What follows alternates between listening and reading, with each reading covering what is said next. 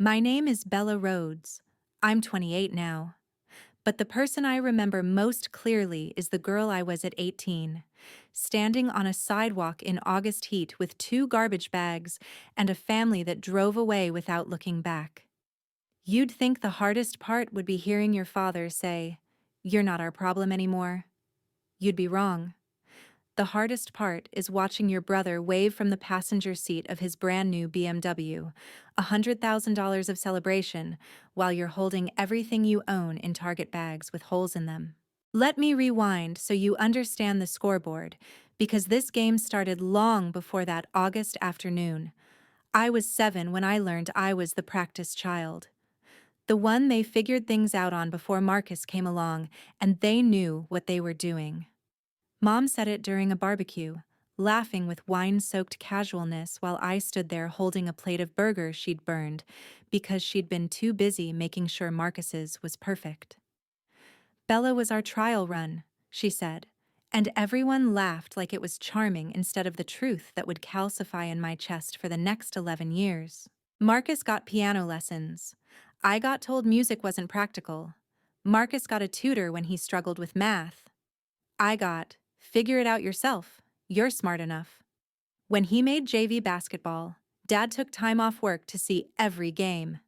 When I made honor roll 3 years running, I got a nod at dinner and a reminder not to get cocky. The pattern was so consistent it became wallpaper.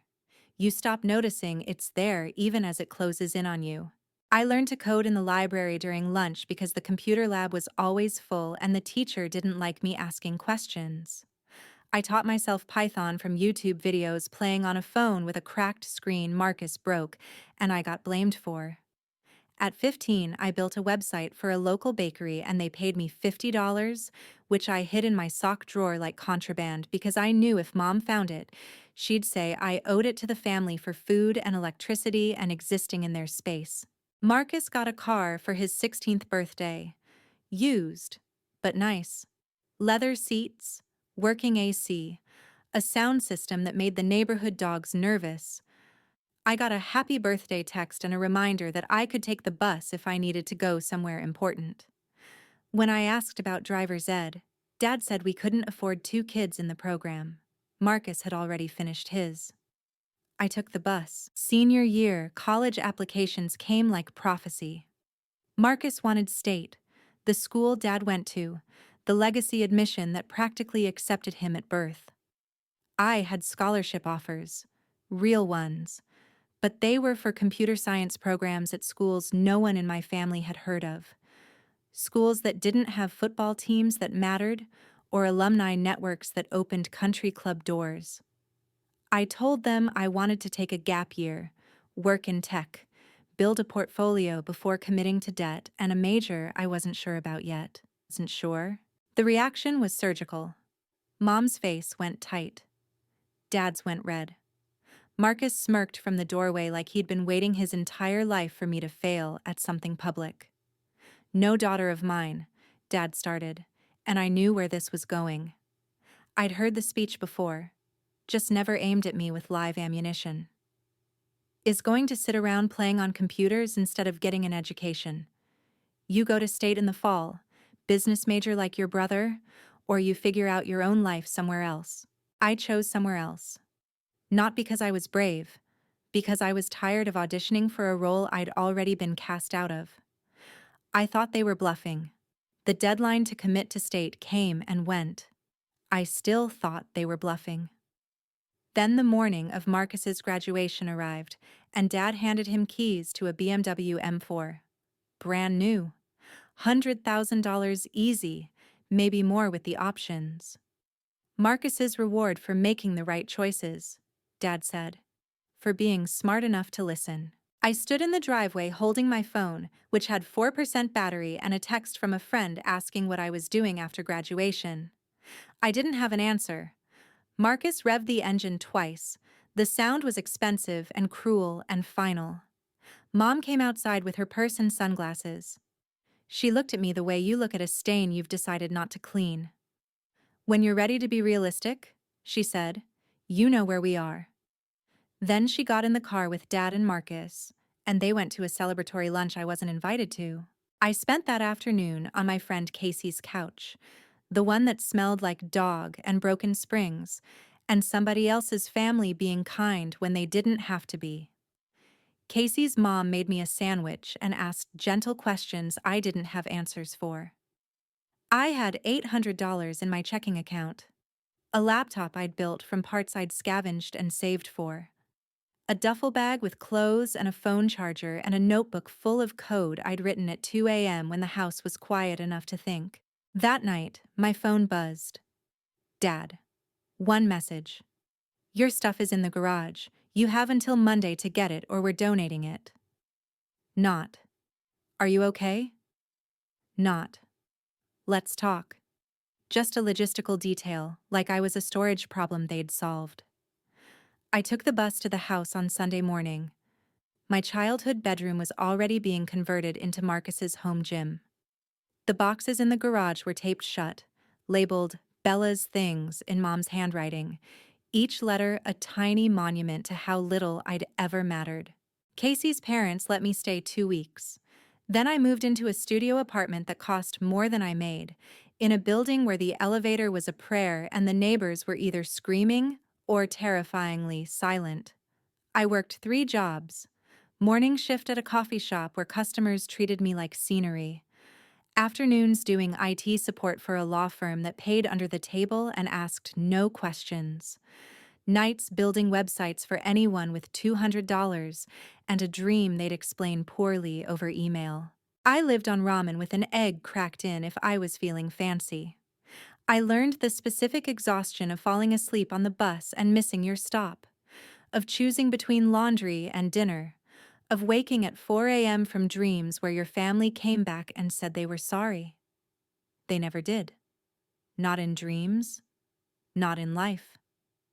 I saw their existence unfold on social media like a TV show I'd been written out of. Marcus at spring break. Marcus at his internship at Dad's commercial real estate firm. Marcus in a new apartment downtown. Furniture matching, life cohesive, success inevitable, because it had been bought and paid for before he was old enough to fail. I kept coding. Late nights when my eyes burned and my hands cramped. I built apps nobody asked for. I studied frameworks until the syntax bled into my dreams. I failed. I failed again. Then I failed better. A guy at a tech meetup saw one of my projects, a task management app I'd built because I was tired of forgetting which bill was due when. He was older, gruff, the kind of person who'd made money and lost it enough times to recognize hunger when he saw it. He wrote me a check for $50,000. Seed money. Belief in currency form. I quit 2 of my jobs the next day. Kept the coffee shop for health insurance and routine. Started Rhodes Tech Solutions in my studio apartment with a folding table from Goodwill and ambition that didn't fit through the door. Just me, the laptop, and a decade of being told I wasn't good enough sharpened into fuel. The company grew the way real things grow, slowly, painfully, with setbacks that felt like proof I'd been stupid to try. Then suddenly, a contract with a healthcare network, then a retail chain, then a Fortune 500 client who didn't care where I went to school, only that I could deliver software their expensive consultants couldn't. I hired carefully, people who'd been overlooked, people who interviewed badly but coded beautifully, people who understood that Scrappy wasn't a cute origin story, it was a survival skill. By year 5, we had 20 employees and revenue that made my stomach drop every time I saw the numbers.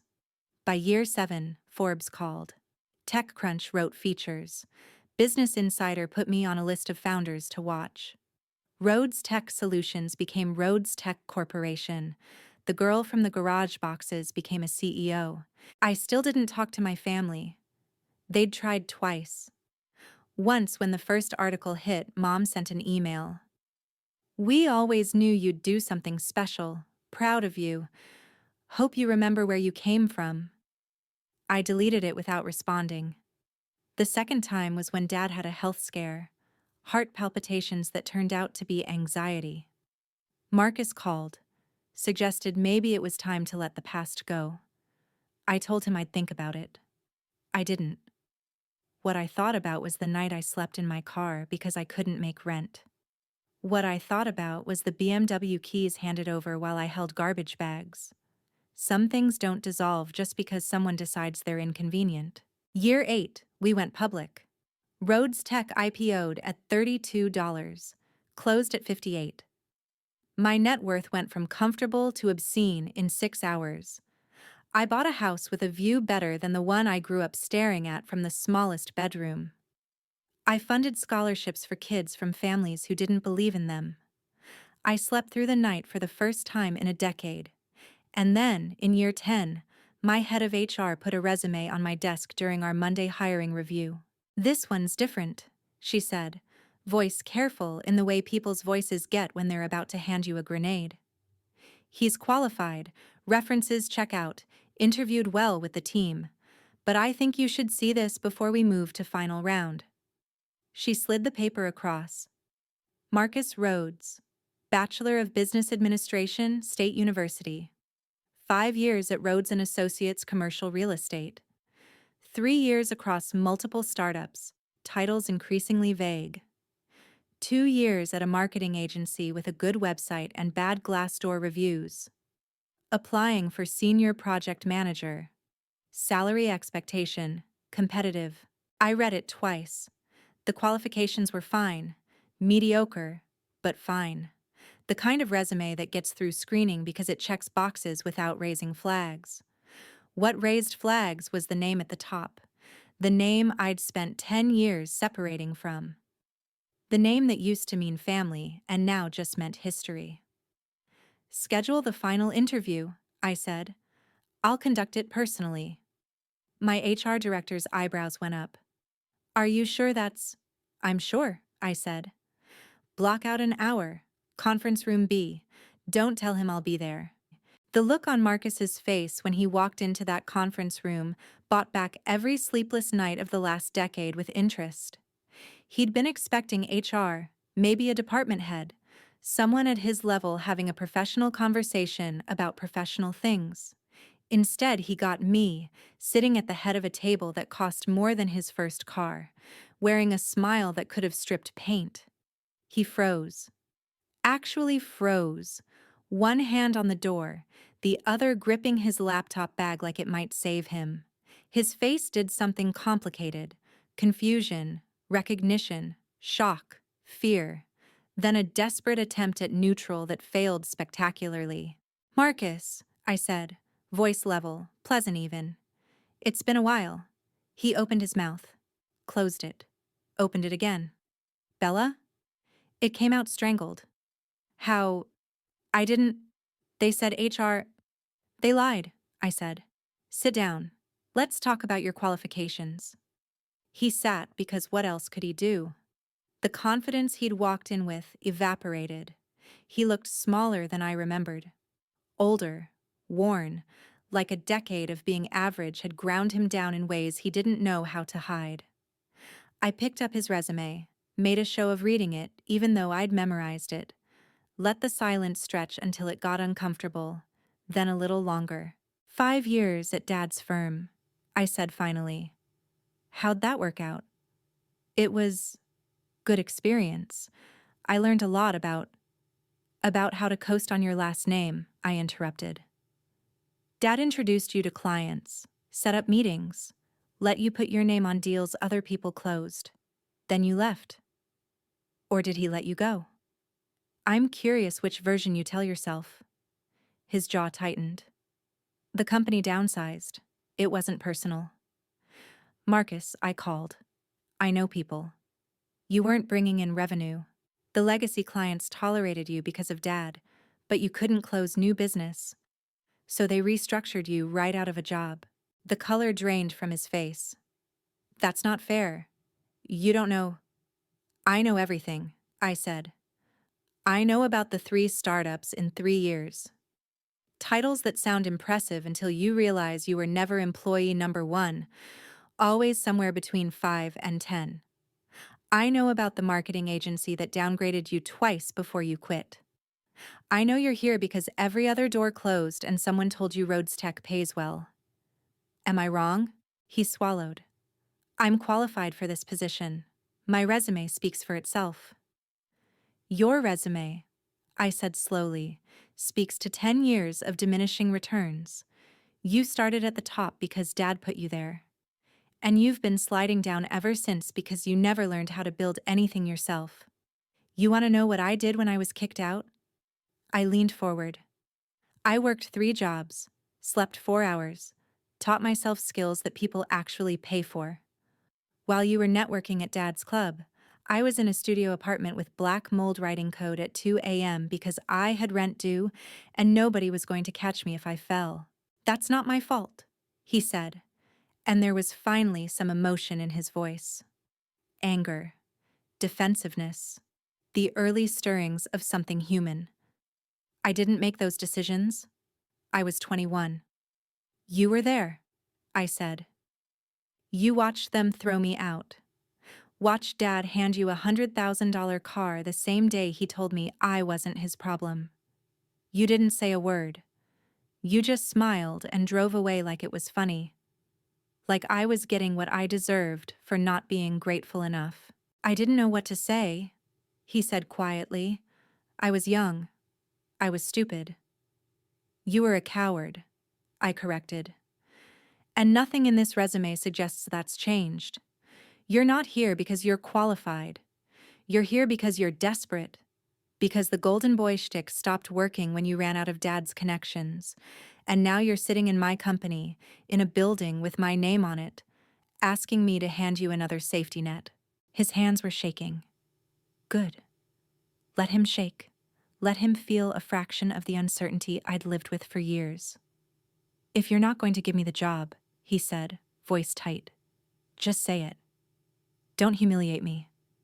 Humiliate you? I smiled. It wasn't kind. Marcus, I'm not trying to humiliate you. I'm trying to make you understand something. This company exists because I had to build it from nothing. Every employee here earned their place. We don't hire people because of who they're related to. We hire people who are hungry, who want it bad enough to work through the hard parts. Do you want it, Marcus? Or do you just want another place to land softly? He stood up, laptop bag in hand, face red, jaw clenched. You know what?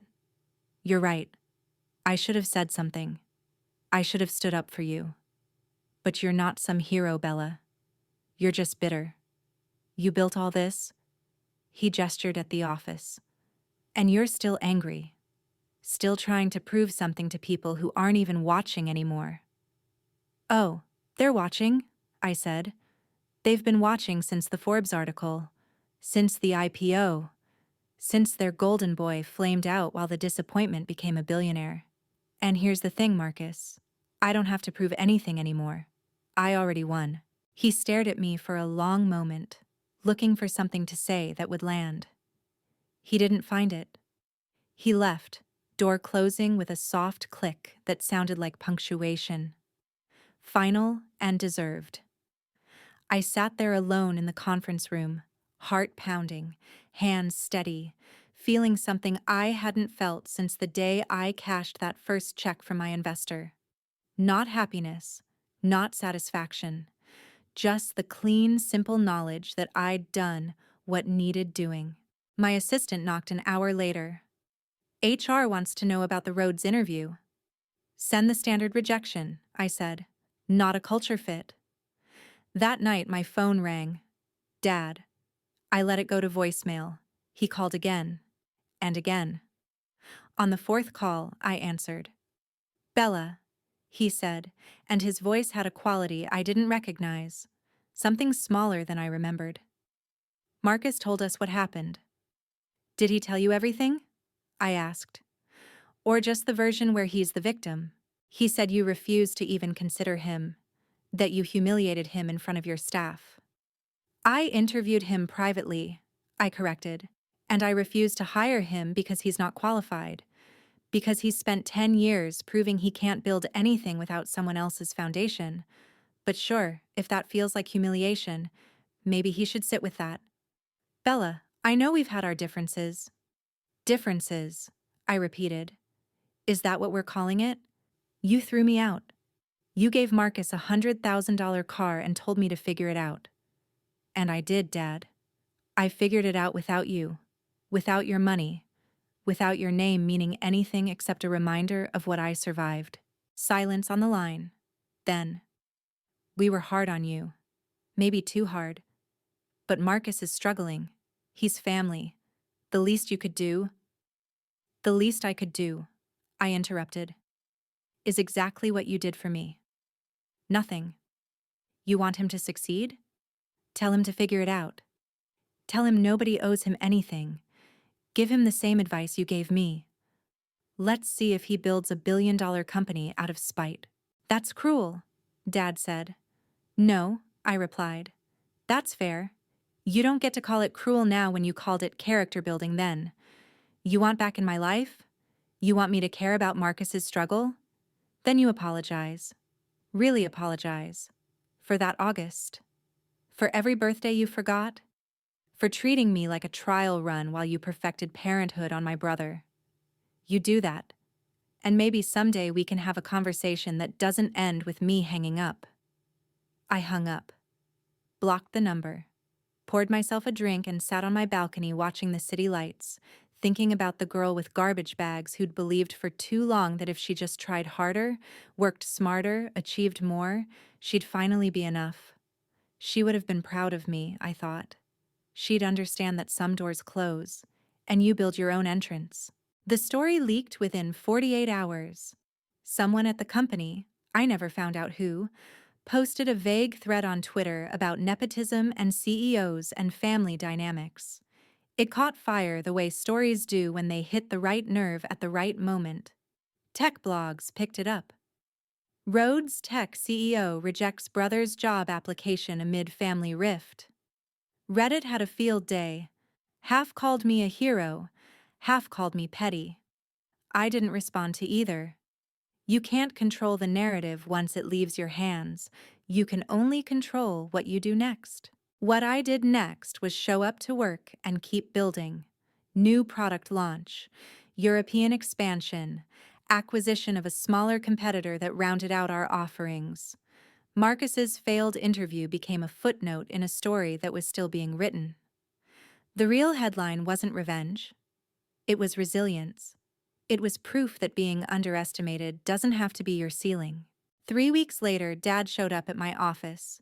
Security called up, asked if I'd authorize the visit. I almost said no, but curiosity won. I wanted to see what desperation looked like on a man who'd never had to wear it before. He looked older. Gray in his hair. Lines in his face I didn't remember. The posture was still there. The expectation that he belonged in rooms. But it sat on him differently now. Uncertain. He didn't sit until I told him to. You've done well, he said, looking around my office. Corner view, glass walls, the kind of space that announces success without saying a word. I have, I agreed. No thanks to you. He flinched. Actually flinched. I came to apologize. Really apologize. Like you asked. Then apologize, I said. I didn't make it easy. He'd never made anything easy for me. He took a breath. I was wrong. About you. About what you needed.